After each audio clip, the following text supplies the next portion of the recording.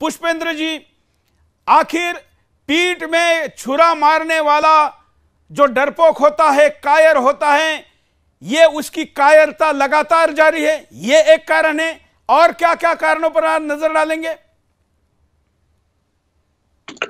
देखिए, जो महेंद्रपाल जी ने बताया, आप देखिए उनसे उनकी जो तथ्य है, क्योंकि उनके ऊपर कोई डिबेट नहीं हो सकती। महेंद्रपाल आर्या जी ने जो कहा है वो नुक्ता नुक्ता जेर जबर पे बात उन्होंने की। लेकिन जो आप बात कह रहे हैं कि देखिए, हम ये कहें कि आज किसी ने किसी का कत्ल कर दिया, तो एक तो फिलॉसफी होती है, एक तो होता है कि कोई आदमी किसी को गुस्से में, नफरत में मार दे। लेकिन एक किताब जिसको आप ये कहते हैं कि ये किताब के ऊपर 1400 साल से न बदली जा सकती है, न बदलेंगे, और इस पे अमल करना ही हमारा सच्चा ईमान है, तो अब उस किताब में तो बहुत सारी चीजें लिखी हुई हैं। तो आप ये देखें कि आज की बात छोड़ दें, प्रॉफिट मोहम्मद के दामाद को भी तो धोखे से नमाज में सजदा देते वक्त मारा था। तो कोई नई बात नहीं है। ये शुरू वहीं से, जो 1400 साल पहले खजूर के पेड़ पे जो तोड़ते थे, ये वहीं से चली कहानी है। ये पूरे इसमें एक एक कहानी ये है भाई साहब कि हिंदुस्तान में किस तरीके का बिहेवियर करना है। हिंदुस्तान में कुरान शरीफ की व्याख्या यहाँ के मूर्ख हिंदुओं को मूर्ख बनाने के लिए, विद्वान हिंदुओं को मूर्ख बनाने के लिए वो तर्क दो जिससे उसकी डेफिनेशन ही पता ना चले कि असल बात क्या है। अब हिजाब इस्लाम का हिस्सा हो जाएगा, कहीं फैशन का हिस्सा हो जाएगा, तो तरह तरह से अलग अलग जो सिचुएशन होती है वहां ये उस तरीके से इस्लाम को और कुरान को डिफाइन करते हैं। बट मेरा सवाल और जो महेंद्रपाल जी का सवाल है कि आप लड़ेंगे कैसे। देखिए, दो चीजें होती हैं, एक होता है कानून, सरकार, संविधान, ये किसी भी सभ्य समाज के लिए होता है। जब समाज सभ्य होता है तब वो हर चीज को उस तरीके से लेता है कि ये हमारी है। लेकिन जिनका समाज, जिनकी फिलॉसफी ही इस पे हो कि तलवार के आगे कुछ भी नहीं है, कोई विधान, कोई संविधान, कोई किताब, कोई नीति है ही नहीं उनका, तो फिर आप उनसे आपकी दोस्ती कैसी, फिर उनसे आपका साथ उठना बैठना कैसा, फिर उनसे आपका भाईचारा कैसा। अरे भाईचारा तो था, 47 में लाखों लोग मारे गए भाईचारे के बाद भी, और 1947 के बाद यहां जो मक्कार रह गए, जिसका ठेका उस मौलाना आजाद ने लिया, हमने चोरों को अपना हीरो बनाया। मौलाना आजाद इस देश के अंदर गजवाए हिंद का सबसे बड़ा पैरोकार था, लेकिन उसके नाम से तो हम अवार्ड देते हैं, भारत रत्न देते हैं। तो हमारी राजनीतिक शक्तियों ने, जिन्हें शत्रु का बोध नहीं है, और जिन्हें शत्रु का बोध नहीं है, वो ये समझती हैं कि हम शत्रु से हर बात का अनुमोदन करें या नहीं। आज भी हमने देखा कि हर किसी बात पे हम ये चाहते हैं कि मुसलमान इस पे मोहर लगा दे तो फिर तो ठीक है, फिर हमें उनसे एक सर्टिफिकेट मिल जाएगा। लेकिन हम सीधे, बिल्कुल,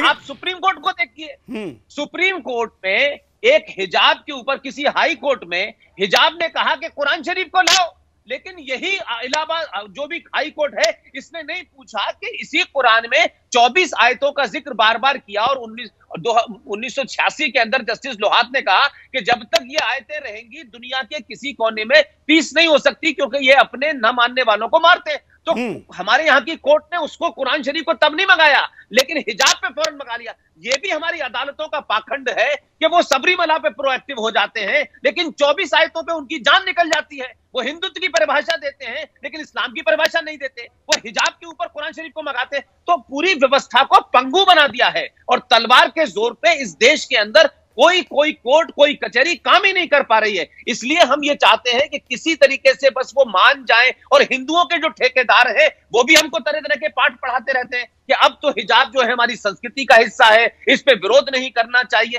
तो फिर कल नमाज भी उनके इसका हिस्सा है। इस्लाम के जो 5 फंडामेंटल है उसमें नमाज है। कल वो कहेंगे हम क्लास में नमाज पढ़ेंगे, भाई हमारे इस्लाम का हिस्सा है, तो फिर क्या कोर्ट कहेगा कि कुरान शरीफ के? तो ये हमने एक पंडोरा बॉक्स खोला है। लेकिन मैं फिर कहूंगा, आप किसी सरकार के नुमाइंदे नहीं है, महेंद्र आर्या जी किसी सरकार के नुमाइंदे नहीं है। आज इस देश में जो भी कुछ थोड़ी बहुत जागृति हो रही है वो इस कारण से, क्योंकि समाज उससे दुखी है। सरकारें दुखी नहीं है, व्यवस्था के लोग दुखी नहीं है, लेकिन समाज दुखी है। तो समाज को एकत्र होना होगा, समाज को ये ठेका लेना होगा कि भाई हमें तय करना है। और आप ये कहें कि कोई आपको तलवार से मारेगा, हम गुलाब का फूल देके उसका दिल जीतेंगे, तो इस देश में दुनिया में कोई नहीं जीत पाया उनका दिल। फ्रांस से लेके पूरी दुनिया में नंगा नाच किया। इसलिए तलवार का जवाब तलवार से देना होगा। इसलिए भड़काऊ भाषण के ऊपर जब अदालतें एक्टिव होती हैं तो उन अदालतों को अपने गरिबान में यह भी झांकना हो चाहिए कि इस देश में खुलेआम कत्लों की जो है अनाउंसमेंट किया जाता है, तब कोई सुओ मोटो नहीं लेता, तब एटीएस बनाती है, उसके बाद भी कोई नहीं लेता। तो ये वो जानते हैं